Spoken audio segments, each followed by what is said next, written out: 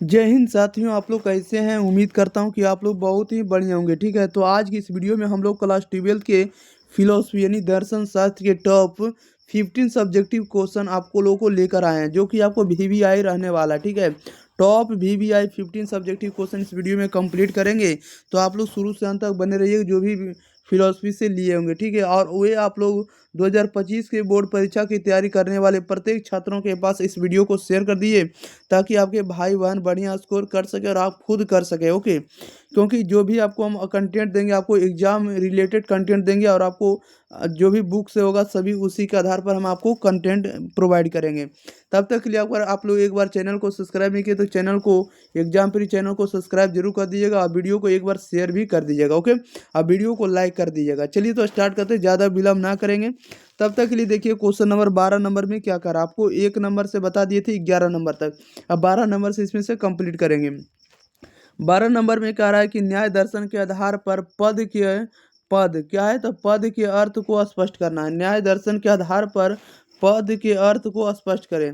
या तो पूछा जा सकता है कि भारतीय दर्शन में पद के अर्थ को स्पष्ट करें। इस तरह से भी क्वेश्चन क्वेश्चन इसका पूछा जाएगा। तो इसका आंसर देखिएगा, लिखिएगा कि जिस किसी शब्द में अर्थ या संकेत की स्थापना हो जाती है उसे पद कहते हैं। जब किसी शब्द में अर्थ या संकेत की स्थापना हो जाती है तो उसे हम लोग क्या कहते हैं, पद कहते हैं। दूसरे शब्दों में शक्तिमान शब्द को हम पद कहते हैं। किसी पद या शब्द में निम्नलिखित अर्थ या संकेत को बतलाने की शक्ति होती है। पहला नंबर होती है आपको पहला नंबर होती है आपको व्यक्ति विशेष। क्या होती है? व्यक्ति विशेष, जिसको हम लोग इंडिविजुअल कहेंगे। यहाँ व्यक्ति का अर्थ है वह वस्तु जो अपने गुणों के साथ प्रत्यक्ष हो सके। जैसे गाय शब्द को लें, वह द्रव्य या वस्तु जो गाय के सभी गुणों की उपस्थिति दिखावे, गाय के नाम से पुकारी जाएगी। न्याय सूत्र के अनुसार गुणों का आधार स्वरूप जो मूर्तिमान द्रव्य है वह क्या है, तो वही आपको व्यक्ति है। नेक्स्ट नंबर दूसरा नंबर आपका होता है जाति विशेष। क्या होता है? जाति विशेष, जिसे हम लोग क्या कहते हैं, यूनिवर्सल कहेंगे। क्या कहेंगे? यूनिवर्सल। अलग अलग व्यक्तियों में रहते हुए भी जो एक समान गुण पाए जाए उसे जाति कहते हैं। पद में जाति का जो अर्थ होता है, पादी में क्या है, तो पद में जाति बताने की भी शक्ति होती है। जैसे संसार में गाय हजारों या लाखों की संख्या में होंगे, लेकिन उन सब की जाति एक ही कही जाएगी। क्या कही जाएगी? एक ही कही जाएगी। और थर्ड नंबर आपका जो है सी नंबर यानी सा नंबर जो है आकृति विशेषणी फॉर्म। क्या है? आकृति विशेषणी फॉर्म। कह रहा है पद में आकृति को बतलाने की शक्ति होती है। आकृति का अर्थ है अंगों की सजावट। क्या है? अंगों की सजावट। जैसे सिंह, पूंछ, खुर, सर आदि हिस्से को देखकर हमें जानवर का बोध होता है, उसी तरह दो पैर, दो हाथ, दो आंखें, शरीर, सर आदि को देखकर आदमी यानी मानव का बोध कराता है। ओके, नेक्स्ट क्वेश्चन नंबर लेते हैं अगला 13 नंबर की ओर। 13 नंबर में कह रहा है कि पदार्थ द्रव्य का क्या अभिप्राय है। पदार्थ द्रव्य का क्या अभिप्राय, इसके बारे में आप लोग को लिखना है। तो देखिए, पदार्थ द्रव्य के बारे में लिखना है तो लिखिएगा, किसी ज्ञान की प्राप्ति के लिए यह आवश्यक है कि हमारे सामने कोई पदार्थ, वस्तु या द्रव्य हो। जब हमारे सामने गाय रहेगी तभी हमें उसके संबंध में किसी तरह का प्रत्यक्ष भी हो सकता है। अगर हमारे सामने कोई पदार्थ या वस्तु नहीं रहे तो केवल ज्ञानेंद्रियां ही प्रत्यक्ष का निर्माण करती है या कर सकती है। इसलिए प्रत्यक्ष के लिए बाह्य पदार्थ या वस्तु का होना आवश्यक है। न्याय दर्शन में 7 तरह के पदार्थ बताए गए हैं। द्रव्य, गुण, कर्म, सामान्य, विशेष, समवाय एवं क्या है, तो अभाव है। ये सभी पदार्थ के आपको क्या है, तो गुण है। Okay, next question number 14 number में कह रहा है कि उपमान। क्या है? उपमान एवं अनुमान के बीच संबंधों की व्याख्या करें। या तो पूछा जा सकता है उपमान एवं संबंध के बीच क्या संबंध है। उपमान एवं अनुमान के बीच क्या संबंध है, क्या रिलेशन है, इसमें इसका बताना होगा उत्तर। तो देखिएगा, इसका जो आंसर आप लोग लिखिएगा इस तरह से लिखिएगा। इसमें लिखिएगा अनुमान और उपमान में अंतर है। तो अनुमान प्रत्यक्ष के आधार पर क्या है, तो अनुमान जो है प्रत्यक्ष के आधार पर, अनुमान प्रत्यक्ष के आधार पर ही होता है, लेकिन अनुमान प्रत्यक्ष से बिल्कुल ही भिन्न क्रिया है। अनुमान का रूप व्यापक है, उसमें उसका आधार व्यक्ति संबंध, यूनिवर्सल रिलेशन रहता है, जिसमें निगमन यानी निष्कर्ष में एक बहुत बड़ा बल रहता है तथा वह सत्य होने का अधिक दावा कर सकता है। दूसरी ओर उपमान भी प्रत्यक्ष पर आधारित है, लेकिन अनुमान की तरह व्यक्ति संबंध से सहायता लेने का सुअवसर प्राप्त नहीं होता है। और उपमान से जो कुछ ज्ञान हमें प्राप्त होता है उसमें कोई भी व्याप्ति संबंध नहीं बतलाया जा सकता। अतः उपमान से जो भी निष्कर्ष निकलता है वह मजबूत है और हमेशा सही होने का दावा कभी नहीं कर सकता है। इस तरह से इसमें अंतर लिखना होगा उपमान और अनुमान में। क्वेश्चन नंबर 15 में कह रहा है कि प्रथम पदार्थ के रूप में द्रव्य की चर्चा करें। प्रथम पदार्थ के रूप में द्रव्य की चर्चा करें, द्रव्य की आपको व्याख्या करना है। तो लिखिएगा द्रव्य कणाद का प्रथम पदार्थ है। द्रव्य गुण एवं कर्म का आधार है। द्रव्य जो है गुण एवं कर्म का आधार है। द्रव्य के बिना गुण एवं कर्म की कल्पना नहीं की जा सकती। द्रव्य गुण एवं कर्म का आधार होने के विपरीत अपने कार्यों का समावीकरण यानी मेटेरियल काउज है। उदाहरण के लिए सूत से कपड़ा सूत से कपड़ा का निर्माण होता था। सूत को कपड़े का सामयिक कारण कहा जाता है। ठीक है। और द्रव्य 9 प्रकार के होते हैं। वे हैं पृथ्वी, अग्नि, वायु, जल, आकाश, दिक्, काल, आत्मा एवं मन। इन द्रव्यों में पृथ्वी, वायु, जल, अग्नि और आकाश को पंचभूत तत्व कहा जाता है। ये 5 में मिले हुए रहते हैं। और साथ ही साथ हम कह सकते हैं कि पृथ्वी, जल, वायु और अग्नि के परमाणु नित्य हैं तथा उनसे बने कार्य द्रव्य अनित्य हैं। परमाणु दृष्टिगोचर नहीं होते हैं। परमाणुओं के अस्तित्व अनुमान से प्रमाणित होता है। परमाणु का निर्माण एवं नाश असंभव है। कह रहा है कि 5वां भौतिक द्रव्य आकाश परमाणु से रहित है। शब्द आकाश का गुण सभी भौतिक द्रव्यों का अस्तित्व दिक् और काल में होता है। दिक् और काल के बिना भौतिक द्रव्यों की व्याख्या करना क्या है तो असंभव है। भौतिक द्रव्यों की व्याख्या करना असंभव। ओके, इस तरह से इसका आंसर लिखना होगा। क्वेश्चन नंबर देखिए 16 नंबर में कह रहा है कि सांख्य दर्शन में सांख्य के अर्थ की व्याख्या करें। ठीक है, सांख्य दर्शन में सांख्य के अर्थ की व्याख्या करें। इसका आप लोगों को लिखना होगा explain the meaning of Sankhya in the Sankhya philosophy. इसका आपको इंग्लिश लिखा हुआ क्वेश्चन में। ठीक है, तो इसका आंसर लिखिएगा। सांख्य दर्शन का आपको व्याख्या करना है। तो सांख्य दर्शन में सांख्य नामकरण के संबंध में दार्शनिकों के बीच अनेक मत प्रचलित है। कुछ दार्शनिकों के अनुसार सांख्य शब्द सन और क्या के योग से बना है। स का अर्थ समयक तथा क्या का अर्थ ज्ञान होता। अतः सांख्य का वास्तविक अर्थ समयक ज्ञान हुआ। समयक ज्ञान का अभिप्राय पुरुष और प्रकृति के बीच भिन्नता का ज्ञान होता है। और दूसरी ओर हम लोग इसे क्या कह सकते हैं, दूसरी ओर कुछ दार्शनिकों के अनुसार सांख्य नाम संख्या शब्द से प्राप्त हुआ है। सांख्य दर्शन का संबंध संख्या से होने के कारण ही इसे सांख्य कहा जाता है। और साथ ही साथ हम कह सकते हैं कि सांख्य दर्शन में तत्वों की संख्या बताई गई है।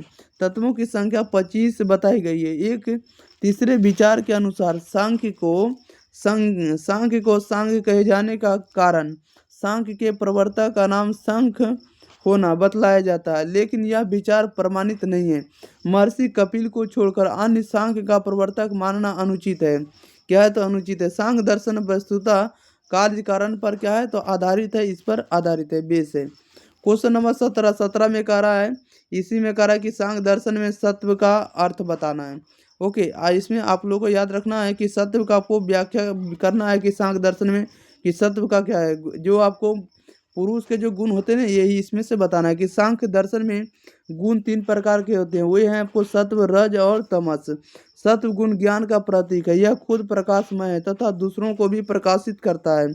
सत्व के कारण ही मन तथा बुद्धि विषयों को ग्रहण करते हैं। इसका रंग श्वेत, इसका रंग जो होता है श्वेत होते हैं, उजला होता है। यह सुख का कारण होता है। सत्व के कारण ही सूर्य पृथ्वी को प्रकाशित करता है तथा अनेक प्रतिबिंब की शक्ति होती है।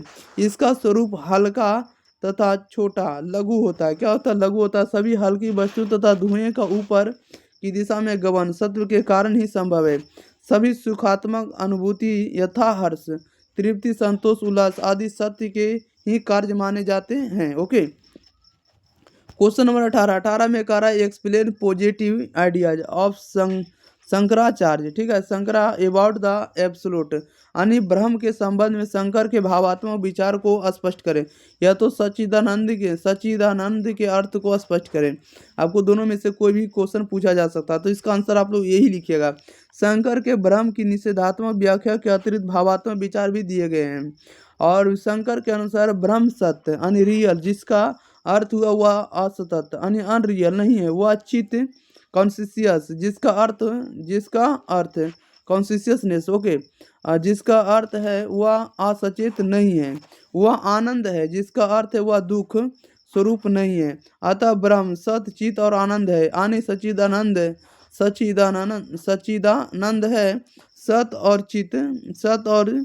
सत और चित आनंद में अवियोज संबंध है।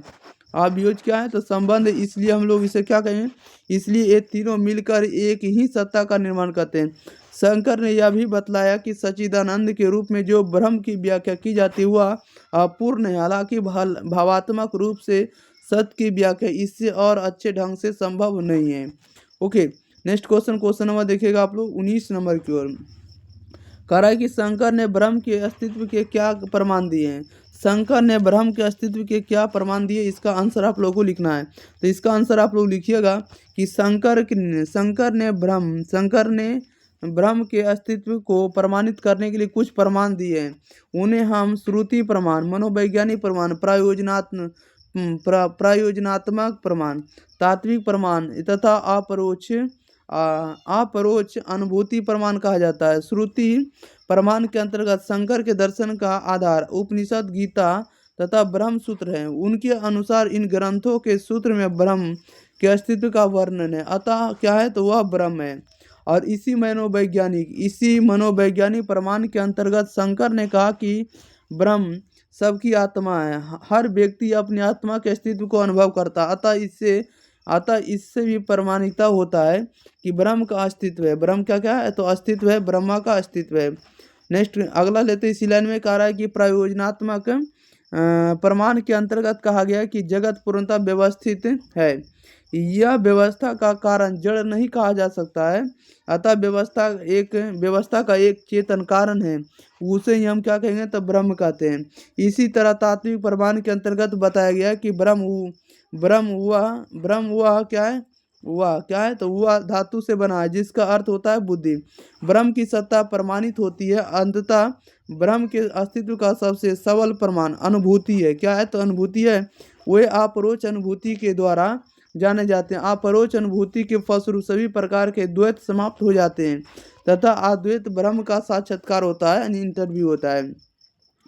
क्वेश्चन नंबर 20 देखिएगा क्या कह रहा है। 20 नंबर में यहाँ पर हिंदी लिखा हुआ, ठीक है। क्वेश्चन नंबर 20 में कह रहा है, देखिएगा, कह रहा है कि शंकर की आत्मा की अवधारणाओं को स्पष्ट करें। शंकर की आत्मा की अवधारणा को स्पष्ट करें या आत्मा और ब्रह्म के बीच की संबंध की व्याख्या करें। तो इसका दोनों का आंसर आप लोग एक ही लिखिएगा। क्या लिखेंगे? एक ही लिखेंगे। इसमें लिखिएगा कि शंकर आत्मा को ब्रह्म की संज्ञा देते हैं। उनके अनुसार दोनों एक ही वस्तु के दो भिन्न भिन्न नाम हैं। आत्मा की सत्यता जो है पारमार्थिक है। आत्मा स्वयं सिद्ध एक्सियम है, अतः उसे प्रमाणित करने की आवश्यकता नहीं है। आत्मा जो है, आत्मा देश काल और कारण नियम की सीमा से परे यानी बाहर है। वह त्रिकाल अबाधित सत्ता है। वह सभी प्रकार के भेदों को से रहित है। वह अवयव से शून्य है। शंकर के दर्शन में आत्मा और ब्रह्म में कोई भेद नहीं है। और साथ ही साथ यह भी बताया गया है कि शंकर ने एक ही तत्व को आत्मनिष्ठ दृष्टि से आत्मा एवं वस्तुनिष्ठ दृष्टि से ब्रह्मा कहा है। शंकर आत्मा और ब्रह्मा के एकत्व को तत्वमसि यानी डेट थाउ आर्ट से पुष्टि करता है, ठीक है। क्वेश्चन नंबर देखिए 21 नंबर। कह रहा है कि कारण के परिमाणात्मक लक्षणों की व्याख्या करें। तो इसका आंसर आप लोग लिखिएगा कि परिमाण के अनुसार कारण और कार्य के बीच मुख्यतः 3 विचार बताए गए। पहला नंबर विचार बताए गए कि कारण कार्य से परिमाण या मात्रा में अधिक हो सकता है, कारण कार्य से परिमाण या मात्रा में कम हो सकता है, कारण कार्य से परिमाण या मात्रा में कभी अधिक और कभी कम हो सकता है, तीनों हो सकता है। नेक्स्ट क्वेश्चन नंबर देखिएगा, अगले नंबर इसका देखिएगा यहाँ पर व्याख्या किया हुआ, ठीक है, इसको भी पढ़ लेते हैं। कह रहा अतः इन तीनों को असत्य साबित किया गया है यदि कारण अपने अपने कार्य से कभी अधिक और कभी कम होता है, तो इसका यही अर्थ है कि प्रकृति में कोई बात स्थिर नहीं है, किंतु प्रकृति में स्थिरता में समरूपता, अतः यह संभावना भी समाप्त हो जाता है। और साथ ही साथ कह सकते हैं इसी तरह पहली और दूसरी संभावना भी समाप्त हो जाती है। ये तीनों संभावनाएं निराधार है, अतः निष्कर्ष यही निकलता है कि कारण कार्य मात्रा में बराबर होते हैं। यही यही क्या है, तो सत्य भी है। नेक्स्ट क्वेश्चन नंबर 22 नंबर में कह रहा है कि कारणों का संयोग की व्याख्या करें। कारणों का संयोग की व्याख्या करें, तो इसमें आंसर आप लोग लिखिएगा कि जब बहुत से कारण मिलकर संयुक्त रूप से कार्य पैदा करते हैं, तो वहाँ पर कारणों के मेल के कारण संयोग कहा जाता है। यह भी कारण कार्य नियमों के अंतर्गत पाया जाता है। जैसे भात, दाल, सब्जी, दूध, दही, घी, फल आदि खाने के बाद हमारे शरीर में खून बनता है, इसलिए खून यहाँ बहुत से कारणों के मेल से बनने के कारण सम्मिलन हुआ है। दाल, भात आदि कारणों का मेल कारण संयोग कहा जाता है, अतः कारणों के संयोग और कार्यों के सम्मिश्रण में अंतर पाया जाता है। क्वेश्चन नंबर 23 नंबर कह रहा है कि कारण और उपाधि की तुलना करें। तो आगमन में कारण एक हिस्सा स्थित बताई गई है। जिस तरह से हाथ, पैर, आंख, कान, नाक आदि शरीर के अंग है और सब मिलकर एक शरीर का निर्माण करते हैं, उसी तरह बहुत सी स्थितियां मिलकर किसी कारण की रचना करती है, परंतु कारण में बहुत सा अंश या हिस्सा नहीं रहता है। कारण तो सिर्फ एक ही होता है, इसमें स्थिति का प्रश्न ही नहीं रहता। कारण और उपाधि में 3 तरह के अंतर है। पहला नंबर अंतर क्या है? पहला नंबर है कि कारण एक है और उपाधि कई हैं। कारण अंश रूप में रहता है और उपाधि संपूर्ण रूप में रहता है। कारण 4 प्रकार के होते हैं, जबकि उपाधि 2 प्रकार के होते हैं। इस तरह कारण और उपाधि में क्या है, तो अंतर है। क्वेश्चन नंबर 24 नंबर में कह रहा है कि भावात्मक कारणवंश या उपाधि क्या है। भावात्मक कारणवंश या उपाधि क्या है, इसमें से आप लोग को आंसर लिखना होगा। लिखिएगा कि भावात्मक कारणवंश उपाधि का एक भेद है। उपाधि प्राय 2 तरह के हैं, भावात्मक और अभावात्मक। ये दोनों मिलकर ही किसी कार्य को उत्पन्न करते हैं। यह कारण का वह भाग या हिस्सा है जो प्रत्यक्ष रूप में पाया जाता है। इसके रहने से कार्य को पैदा होने में सहायता मिलती है। जैसे नाव का डूबना एक घटना है, इसमें भावात्मक उपाधि इस प्रकार है। एक आंधी का आना, पानी का अधिक होना, नाव का पुराना होना तथा छेद रहना, वजन अधिक हो जाना आदि, ये सभी भावात्मक उपाधि के रूप में है। ठीक है, जिसके कारण हम लोग क्या कहते हैं, तो नाव पानी में डूब गई। नेक्स्ट क्वेश्चन लेते हैं, क्वेश्चन नंबर 25 नंबर कह रहा है कि सत्ता या तत्व संबंधी प्रमाण की संक्षिप्त व्याख्या करें या संक्षेप में व्याख्या करें। तो कह रहा है कि अनसेलम, देकार तथा लेबनिज ने ईश्वर की सत्ता को वास्तविकता प्रमाणित करने के लिए सत्ता संबंधी प्रमाण दिया है। सत्ता संबंधी प्रमाण दिया और इस प्रमाण में कहा गया कि हमारे मन में पूर्ण सत्ता की धारणा है, अतः यह धारणा केवल कोरी कल्पना न होकर अवश्य ही वास्तविकता में होगी। ईश्वर की यथार्थता उस पूर्ण द्रव्य के प्रत्यय से उसी प्रकार टपकती जिस प्रकार से त्रिभुज का त्रिकोणाकार उसके प्रत्यय से ही ध्वनित होता है।